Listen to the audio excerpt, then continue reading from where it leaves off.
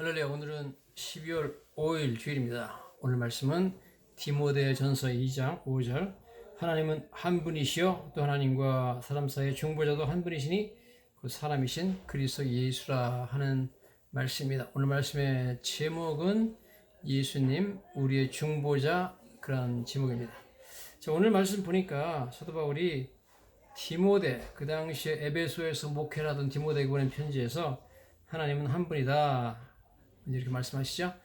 자, 우리가 지금 받아들이기에는 하나님이 한 분이다는 것은 당연한 거 아니냐, 뭐 그걸 뭐하러 말하느냐 그러지만 성경은 항상 원독자, 그러니까 처음에 이 편지를 받는 사람들의 입장에서 봐야 됩니다. 그 당시에 지금 이 에베소라는 곳은 그리스 로마 문화가 지배하던 로마 제국의 영토 안에 있는 소아시아의 가장 큰 도시였습니다. 물론 지금은 터키에 속해 있지만 그 당시에는 로마가 통치하던 곳이었고 그리스랑 가까운 곳이죠. 그리스에서 바다만 건너면 바로 소아시아 지방 에베소가 만나게 되어 있습니다. 그래서 에베소 사람들은 강력한 그리스 로마의 문화에 아래 있었습니다. 여러분 아시다시피 그리스 로마에는 신화가 많이 있죠. 신화가 많이 있고 거기 보면 많은 신들이 등장합니다. 여러분들 뭐 제우스 신, 그것도 신이죠. 뭐 아폴로 신이라는 것도 신이고, 그 다음에 뭐 비너스 신도 여신도 그 신이고요. 비슷합니다. 그래서 여신도 있고 뭐 남자 신도 있고, 그런데 여신 중에서 물론 비너스도 있지만 여러분 우리가 잘 마시는 그 스타벅스 커피라는 스타벅스도 그 당시에 신 중에 하나 있습니다. 그 신은 도대체 뭐 하는 신이냐? 역시 fertility, 풍요와 그다음에 sexuality, 무슨 뭐 그 다산, 아기를 많이 낳고 하는 그런 신이었습니다. 어쨌든 여신 중에 하나였죠. 스타벅스도. 그래서 수많은 신이 있었습니다. 그리스 로마 사람들한테는. 그런 사람들에게 지금 사도 바울이 편지를 보내서 하나님은 한 분이시다. 그런 모든 신들은 신도 아니고 하나님 오직 아브라함의 하나님, 이삭의 하나님, 야곱의 하나님만 한 분밖에 없는 신이다. 그렇게 말씀을 할 때 이것은 그 당시에 그리스 로마 문화에 있던 에베소 사람들에게는 상당한 충격적인 그러한 발언이었다 하는 것을 우리가 이해를 해야 됩니다. 하나님 한 분이라는 걸 주장하죠. 모세와 아론이 그 이집트에 가가지고 애굽에 있는 바로 왕에게 예를 들어 하나님 한 분이다 그렇게 말하면 이 애굽에 있는 바로 왕이나 애굽 사람들은 그게 말이 안 된다고 봤습니다. 왜냐하면 그 사람들은 수많은 신을 섬기는 다신교였습니다. 그래서 에집트에서 가장 큰 신은 태양신이었습니다. 그 다음에 뭐 심지어 그 사람들은 개구리, 메뚜기 이런 것까지 신을 섬겼으니까. 그래서 하나님께서 애굽에 재앙을 내리실 때 뭐 개구리장, 메뚜기장 이런 거 드리잖아요. 그러면 개구리가 막 그냥 애굽 왕궁에까지 올라오고 각 가정마다 화덕에도 올라오고 소뚜껑에도 올라오고 난리 쳤잖아요. 그렇게 개구리 재앙을 하신 이유는 개구리를 신으로 섬기는 애굽 사람들에게 개구리는 신이 아니다는 걸 보여주는 거죠. 그 개구리들이 하나님의 명령에 따라 움직인다는 겁니다. 바로 왕이 와가지고 제발 개구리가 떠나게 해달라. 언제 떠나게 해줄까요? 내일 아침이다. 오케이. 하나님께 내가 기도해서 내일 아침에 떠나게 하겠습니다. 모세가 그렇게 말하면 하나님의 뜻에 따라서 개구리가 움직이죠. 개구리는 그 신이 아니다. 그 하나님의 명령에 따라 움직이는 하나의 미물인 동물일 뿐이다 하는 이야기죠. 메뚜기도 마찬가지고요. 자, 나중에 흑암재앙이 되잖아요. 그래서 3일 동안 성경 보면 만질만한 흑암이 애굽에 있었다 그러는데 왜 하나님께서 흑암재앙을 드셨죠? 애굽 사람들이 믿는 가장 큰 신인 태양신에 대해서 태양은 신이 아니라는 것을 하나님께 보여주기 위해서 완전히 태양이 그 낮에 땅을 비치지 못하도록 깜깜하게 만들어 버렸습니다. 그래서 꼼짝도 못하고 애굽 사람들이 암흑 속에 갇혀 있죠. 그때 이제 바로와 왕과 신하들이 모세와 아론을 불러가지고 제발 지금 이 흑암 좀 거치게 해달라. 또 하나님께 기도해달라. 그래가지고 언제 그럴까요? 내일부터다. 그러면은 하나님의 말씀에 의해서 흑암이 거치죠. 그래서 하나님께서 니들이 믿는 태양신은 신이 아니다. 태양을 주관하는 것은 나 하나님, 즉 아브라함의 하나님, 이삭의 하나님, 야곱의 하나님, 이스라엘 백성들이 믿는 여호와가 오직 참신이다. 그분만이 신다. 하나님은 하나다. 그렇게 주장하는 거죠. 그래서 여러분 결국 나중에 이제 하나님께서 애굽의 모든 군대들을 홍해바다에 빠뜨려 죽이고 애굽 왕까지 거기 수장시켜버리고 그 다음에 홍해바다를 갈라서 이스라엘 백성을 건너게 하고 이 모든 일을 행했을 때 그 모든 일을 행하신 그 목적이 뭐냐고 나오냐면 목적이 뭐라고 나오냐면 하나님께서 애굽 사람들로 하여금 전 세계로 하여금 여호와 하나님이 계신 줄을 알게 하느니라. 하나님의 능력을 보여주자 그런다는 것. 즉 여호와 하나님만이 참신 유일하신 신이라는 것을 보여주기 위해서 애굽 사람들이 믿는 모든 신은 신이 아니다. 하나님은 한 분이라는 걸 보여주기 위해서 그렇게 하셨다 하는 것입니다. 그래서 하나님의 한 분이라는 것은 이제 하나님이 하신 그 위대한 홍해바다를 가르친 일과 출애굽의 과정을 통해서 이스라엘 백성뿐만 아니라 애굽 백성들에게 확실하게 하나님이 한 분이라는 것을 각인시켜주는 위대한 사건이다. 우리는 그렇게 볼 수가 있습니다. 그 다음에 이제 하나님께서 말씀하시는 것은 오늘 말씀에 하나님은 한 분이시여 하나님과 사람 사이의 중보자도 한 분이시니 그 사람이신 그리스도 예수라. 중보자라는 건 뭐냐? 하나님과 사람 사이의 중보자, go betweener, 영어로 middleman이라는 뜻인데요. 여러분 중보자라는 것은 아주 쉽게 우리 이해하면 예를 들어서 부동산 중개인 같은 분입니다. 부동산 중개인은 우리가 그 집을 사거나 뭐 집을 팔거나 할 때 그 사람한테 부탁하면 그 사람이 우리 대신 나가서 파는 사람과 사는 사람을 연결시켜 주잖아요.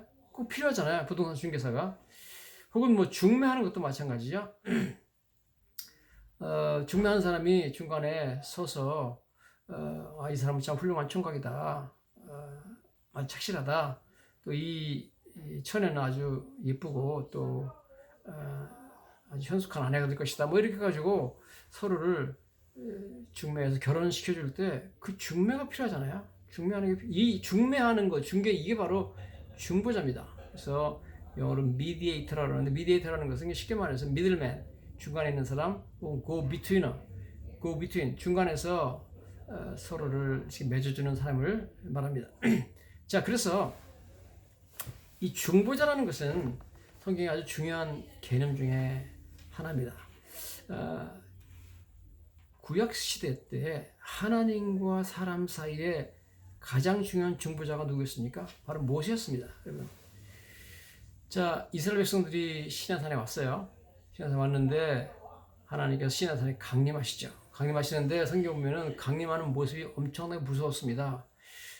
성경 보면 첫째 어마어마하게 큰 나팔 소리가 울렸는데 하늘로부터 굉장한 나팔 소리가 들렸다. 그런데 나팔 소리가 하나님이 시내산에 강림하면서 점차 커졌다. 그 다음에 우레와 번개, 막 천둥 소리와 번개가 치고 얼마나 무섭습니까? 사람이 번개가 막 치고 번쩍번쩍하고 막 천둥이 치면 얼마나 무서워요. 그 다음에 캄캄한 그런 구름이 산을 덮었다. 그 가운데 우리 지진까지 일어났죠. 산이 막 진동하고 떨리고 그 다음에 산이 불탔잖아요. 막 산에 불이 붙고 막 이러니까 무서운 건 다 모였어요. 그러니까 사람들이 번개, 뭐 지진, 뭐 천둥, 뭐 나팔 소리 막 울리지, 그 다음에 뭐 불나지, 막 이러니까 연기 가득하지, 막 그냥 뭐 깜깜한 구름이 와서 덮지. 하여튼 무서운 거 다 모였으니까 백성들이 너무 무서워가지고 모세한테 그럽니다. 모세야, 당신이 가서 하나님 말씀 듣고 우리한테 전해달라. 우리 무서워서 하나님께 못 나가겠다. 우리가 나가면 죽게 생겼다 지금. 겁나서 못 가겠다. 그래서 모세가 오케이 그럼 내가 가겠다. 그래서 하나님께 모세가 산꼭대기에 가서 하나님 만나고 내려와서 하나님의 말씀을 백성에게 전해주고 하나님께서 이렇게 말씀하시면서 너희가 이러이러한 하나님의 법을 지키면 하나님께서 이러한 복을 주시기로 하셨는데 너희가 이 말씀을 순종하겠냐. 그러니까 백성들이 우리가 다 순종하겠습니다. 당신 말한 대로 하나님 말씀 다 순종하겠습니다. 그러니까 모세가 산에 올라가서 다시 하나님께 백성들이 다 순종한다고 했습니다. 그래가지고 산 꼭대기에 있는 하나님과 산 밑에 산기슭에 있는 백성들 사이에 중보자가 돼가지고 하나님에게 뜻을 전하고 그 다음에 하나님의 뜻을 백성에 전하는 중보자 역할을 한 것이 바로 모세였습니다. 자, 이처럼 죄인인 사람들은, 백성들은 하나님께 직접 나아갈 수가 없습니다. 나가면 죽어요. 저희도 마찬가지죠. 저희도 죄인이기 때문에 직접 하나님께 나가면 다 죽습니다. 나갈 수도 없고요. 갈 수도 없습니다. 우리가 어떻게 죄인으로서 감히 그 거룩하신 하나님 계시는 천국에를 갑니까? 말도 안 되는 거죠. 자, 그런데 우리가 그렇게 참 두렵고 떨리는 거룩하신 하나님 앞에 나아갈 수 있는 길이 딱 하나 있는데 중보자가 있으면 됩니다. 중보자.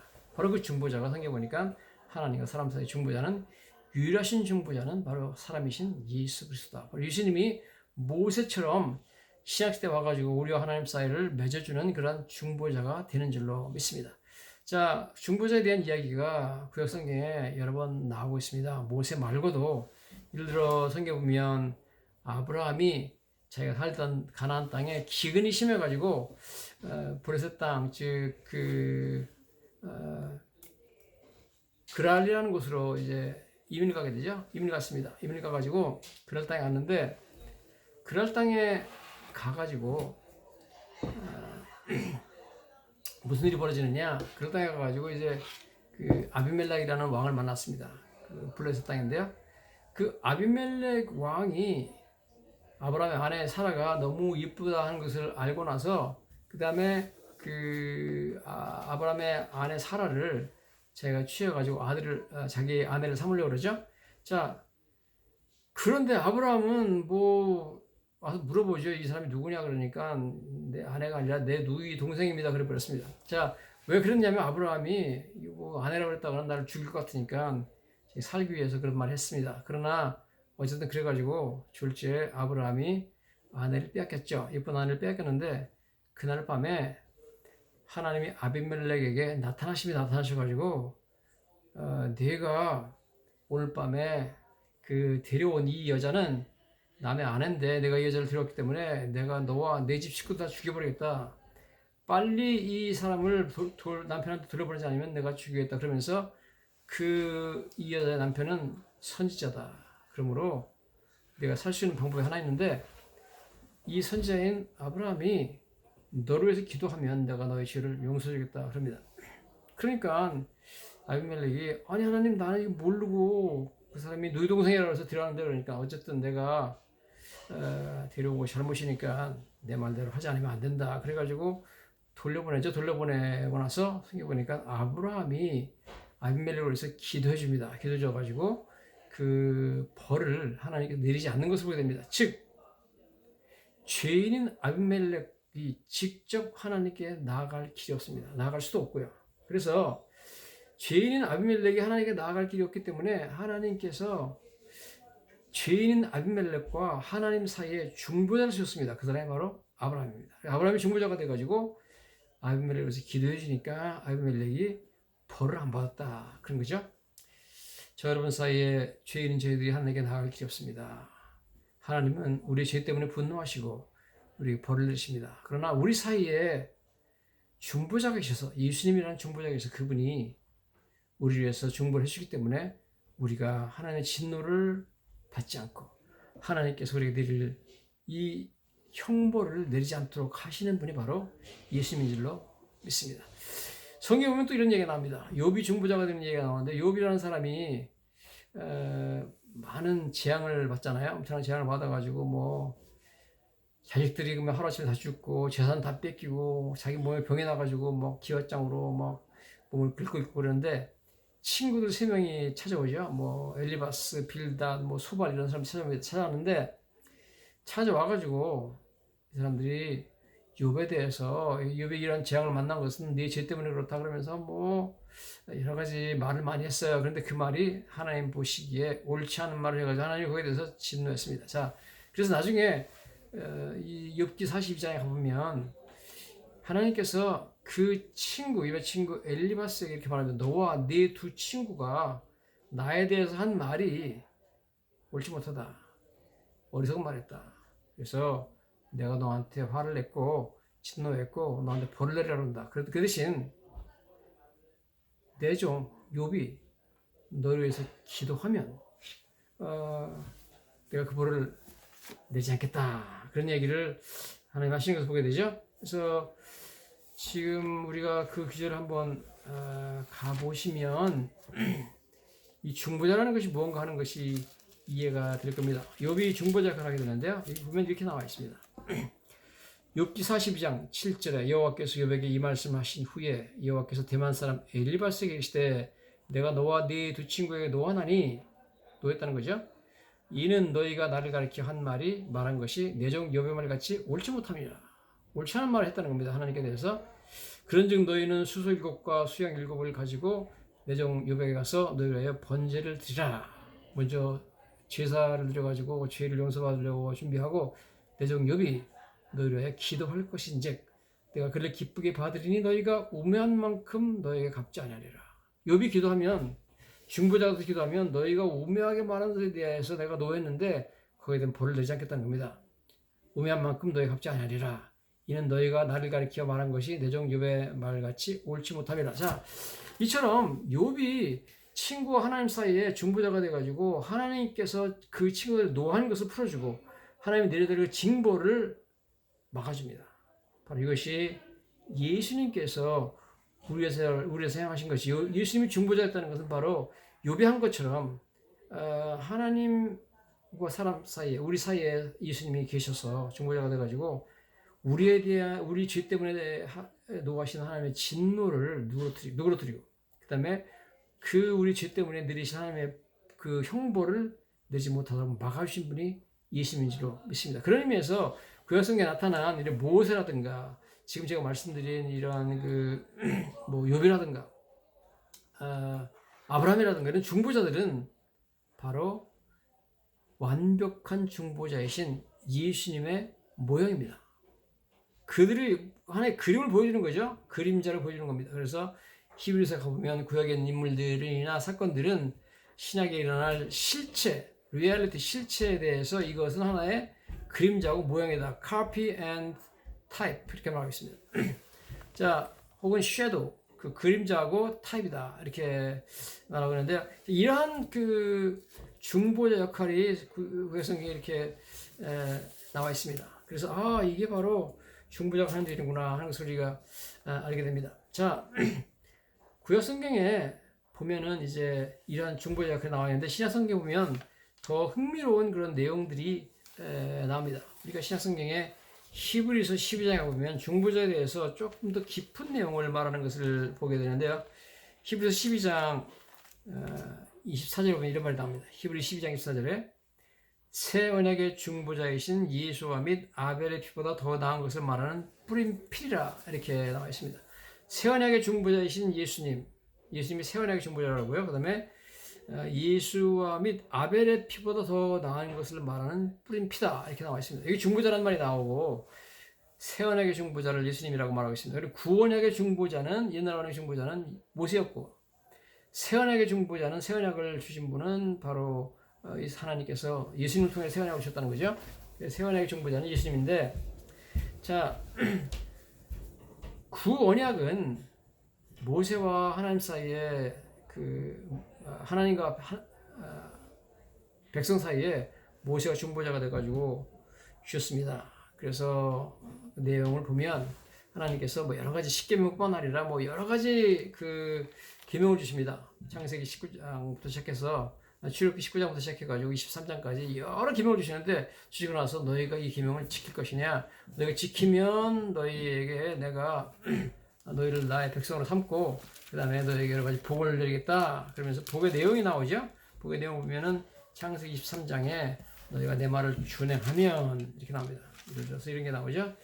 너희가 내 목소리를 잘 청종하고 내 모든 말로 행하면 내가 네 원수에게 원수가 되고 대적에게 대적이 될 것이다. 그러면서 어떤 복을 내리시냐 하면 여호와가 너희 양식과 물에 복을 내리고 너희 중에 병을 지하리니 내 나라에 낙태한 자가 없을 것이고 임신하지 못하는 자가 없을 것이라. 내가 너의 날수를 채우리라. 내가 내 위험을 내 앞서 보내어 내가 이를 곳에 모든 백성을 물리치고 내 모든 원수들이 내게 등을 돌려 도망하게 할 것이다. 그래서 내가 왕벌을 내 앞에 보내리니 그 벌이 희귀 족속과 가난 족속, 헷 족속을 내 앞에서 쫓아내리라. 그래서 구약 성경에 하나님께서 이 여러 가지 계명을 주시는데 여기에 대해서 너희가 순종하고 잘 지키면 하나님께 첫째는 양식과 물의 복을 내려주고 물질적인 먹고 마시는데 어림없도록 해주고 병을 지어주고 병을 고쳐주시고 낙태하는 자가 없고 임신하지 못하는 자가 없도록 출산을 도와줄 것이다. 그 다음에 대적들을 물리치겠다는 거죠. 모든 백성을 물리치고 원수들이 내게 등을 돌려 도망하게 만들 것이다. 뭐 굉장한 축복을 약속하시죠. 왕보를 보내서 가나안 족속을 내 앞에서 쫓아내 줄 것이다. 이런 약속을 했습니다. 자, 이게 구약이죠. 이게 바로 옛 언약입니다. 옛 언약을 주셨는데 하나님 오늘 이 히브리서를 통해서 주시는 말씀은 예수님은 이 언약보다 훨씬 더 좋은 언약의 새 언약의 중보자라는 겁니다. 새 언약을 하나님께서 예수님 통해 준다는 겁니다. 자, 그러면 새 언약의 중보자라는 하는데 새 언약은 뭐냐? 새 언약은 예레미야 31장에 새 언약의 내용이 나와 있어요. 그래서 예레미야 31장 가보면 새 언약이 무슨 내용인지 잘 나와 있습니다. 새 언약에 대해서 예레미야 31장 31절부터 보면은 새 언약의 내용이 잘 나와 있는데요. 예레미야 31장 31절부터 보면 새 언약 이렇게 나와 있습니다. 여호와의 말씀이니라. 보라 내가 날이 이르리니 언젠가 때가 되면 이스라엘과 집과 유다 집에 새 언약을 맺으리라. 예수님이죠. 예수님이 오셔서 새 언약을 세운다는 겁니다. 이 언약은 내가 그들의 조상들의 손을 잡고 애굽 땅에서 인도하여 내시던 내던 날에 맺은 것과 같지 않을 것이다. 모세를 통하여 줬던 그 옛 언약과는 다르다는 겁니다. 내가 그들의 남편이 되었어도 그들이 내 언약을 깨뜨렸습니다. 여호와의 말씀이니라. 그들이 마치 남편을 버린 것처럼 언약을 맺고 나서 우상 숭배해가지고 언약이 깨졌다는 겁니다. 자, 그러나 그날 이후 내가 이스라엘 집과 맺을 언약은 이러하니. 자, 이제부터 새 언약의 내용이 나옵니다. 새 언약은 뭐냐면 첫째 내용이 내가 나의 법을 그들의 속에 두며 그들의 마음에 기록하여 나는 그들의 하나님이 되고 그들은 내 백성이 될 것이라. 여호와 말씀이니라. 자, 구약의 모세율법들은 돌에 새겨진 법이었습니다. 그런데 신약의 하나님의 새로운 약속은 새 언약은 내가 나의 법을 그들 속에 두고 마음에 기록하고 내가 그들의 하나님이 되고 그들이 내 백성이 될 것이다. 자, 이게 무슨 말이냐? 어떻게 하나님의 법이 내 마음에 기록됩니까? 신약시대에 성령님이 내 마음에 들어오셔서 하나님이신 성령님이 내 마음에 들어오셔서 나에게 친히 가르쳐 주기 때문에 내가 하나님의 법이 내 마음 가운데 기록되게 되어 있죠. 자, 그래서 그 결과로 나는 하나님의 백성이 되고 하나님은 나의 하나님이 된다. 자, 그게 쉽게 말하면 무슨 말이냐면 신약, 새로운 약속, 예수님이 중보자가 돼서 맺으신 새 언약의 첫 번째 약속의 내용은 하나님이 내 마음에 들어오셔서 좌정하신다는 것입니다. 여러분, 새 언약의 가장 중요한 그러한 내용은 하나님이 믿는 자, 예수를 믿는 자에게 하나님이 그 마음에 들어오신다는 겁니다. 할렐루야. 여러분, 예수 믿으면 하나님이 나의 마음에 들어오게 되는 줄로 믿습니다. 두 번째, 이런 얘기를 합니다. 예레미야 31장 34절입니다. 그들이 다시는 각 이웃과 형제를 가르쳐 이르기를 너는 여호와를 알라 하지 아니하리니 이는 작은 자로부터 큰 자까지 다 나라이기 때문이라. 내가 악행을 사하고 다시는 그 죄를 기억하지 아니하리라. 여호와의 말씀이다. 자, 이 새 언약의 두 번째 가장 중요한 중심 내용은 뭐냐면 그들의 악행을 사하고, 즉 예수를 믿기만 하면 우리의 모든 악행을 다 용서하시고 그 죄를 기억하지 않겠다. 이것이 새 언약의 내용입니다. 자, 이렇게 해가지고 하나님께서 그 예수님을 새 언약의 중보자로 하셨다. 새 언약의 중보자신 예수와 및 아벨의 피보다 더 나은 것을 말하는 뿌림표다. 그래서 이게 무슨 말이냐, 여러분? 아벨은 형님 가인한테 돌에 맞아 죽었습니다. 왜 죽었죠? 하나님의 말씀대로 행하다가 하나님 말씀처럼 제사를 어린 양의 그 피, 동물의 피를 가지고 제사를 드렸죠. 하나님 말씀 순종하다가 하나님 말씀대로 살다가 그것 때문에 핏발 받아가지고 죽은 최초의 순교자가 아벨입니다. 자, 그런 의미에서 아벨은 예수님의 모형입니다. 자, 예수님이 왜 십자가에 들어가셨죠? 예수님이 하나님의 뜻대로 살기 때문에 핏발 받아서 십자가에 들어가셨죠. 아벨은 자기 형님한테 죽었습니다. 형님 손에 죽었습니다. 예수님도 형제들인 유대인의 손에 죽었습니다. 그렇죠? 그 다음에 아벨은 처참하게 죽었습니다. 형님이 돌로 쳐 죽였습니다. 처참하게. 예수님은 더 처참하게 죽었습니다. 십자가에 끔찍하게 죽었습니다. 아벨은 예수님의 그 모형이라는 거죠. 자, 그런데 여기 보면 이렇게 나옵니다. 아벨의 피보다 더 나은 것을 말하는 뿌린 피라. 이게 무슨 말이냐면 아벨이 죽었어요. 죽었는데 그 피가 살아있습니다. 피가 안 죽었어요. 피가 살아가지고 땅에서부터 하나님께 말합니다.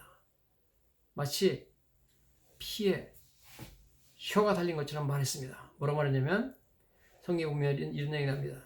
하나님이 가인을 만나죠. 가인을 만나가지고 가인아, 네 동생 아벨이 어디 있느냐? 그러니까 하나님,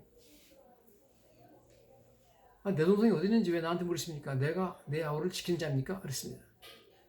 그러니까 하나님이 뭐라고 말하냐면 내 아우의 피가 땅에서부터 내게 호소하느니라. 영성에 보니까 The blood of your brother is crying out unto me. 나한테 지금 막 큰 소리로 호소하겠다는 겁니다. 내가 오늘 죽었습니다. 내 원수를 갚아주세요. 막 이런다는 거예요. 그래서 하나님께서 가인에게 원수를 갚아가지고 가인한테 벌을 내리시죠. 자, 그런데 오늘 이런 말 하고 있습니다. 성경에. 이 예수님의 피가 아벨의 피보다 더 나은 것을 지금 말하고 있다는 거예요. 예수님 뿌린 피가. 그게 무슨 말이냐면